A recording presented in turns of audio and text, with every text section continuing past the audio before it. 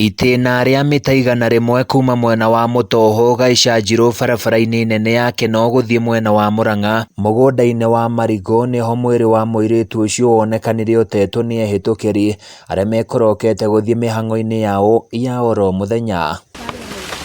Aikari aya maugĩte itũra rĩrĩ nĩrĩrambereretie kũgucĩrĩria aigithia kuma kũndũ na kũndũ, no ciĩko cia ũhagũku wa ũgitĩri irathiĩ na mbere na kwĩhĩrĩria, na rĩu makĩũria honge cia ũgitĩri kũgacĩrithia ũgitĩri. Cio thigari citũ nĩ irutaga wĩra, no twende at least mekĩrĩre kĩrĩa bidii hanini tuone rĩrĩ nĩtũrateithĩka. Kũrerĩkana mũirĩtu ũyũ ararutaga wĩra mwako-inĩ ũmwe ũrĩa ũrathiĩ na mbere hakuhĩ na harĩa oragĩirwo, rĩu mũingĩ ũkĩhoya mbũtũ cia ũgitĩri gwĩka ũthuthuria mbaranginyo wĩgiĩ njũragano ĩno. Rĩu kwa thaa ici tũtigũkira rĩngĩ, rĩu ona ithuĩ twĩ jeci nĩtũkĩrei tũrore andũ aya maroka gũkũ mageka maũndũ matarĩ mega tumĩre nao. Nĩro ndigire andũ acio thirikari nĩ kwa tu tondũ marĩa gũkũ no mareke imenya ti andũ kuma kũngĩ nakuo mwena wa Utawara gũkũ Nairobi mũndũrũme ũmwe wa ũkũrũ wa gatagatĩ-inĩ nĩakorirwo eiteire mũtĩ-inĩ. Pombe kitu ya kwanza, miraa, bangi na kujiachilia tu, unakaa kama mtu hana watu wao, na uko na watu wenu na uko na kwenu.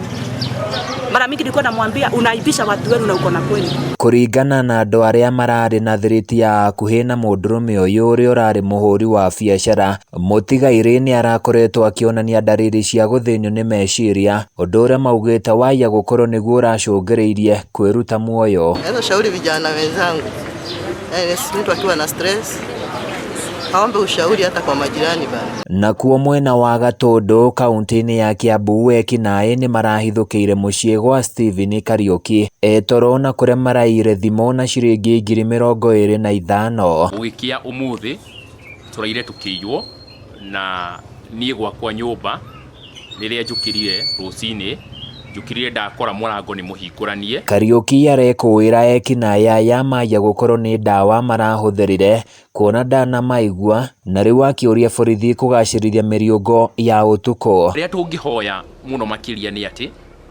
borithi mamenye wĩra wao mũno makĩria security, tondũ ũngĩrora gũkũ ona thaa 2 nĩ hinya mũno nginya kuona kana borithi marongoya gũkũ ũguo makĩgeria kũiga security. Handũ-inĩ ya Kameme TV niĩ njĩtagwo Francis Mwangi wa Wawira.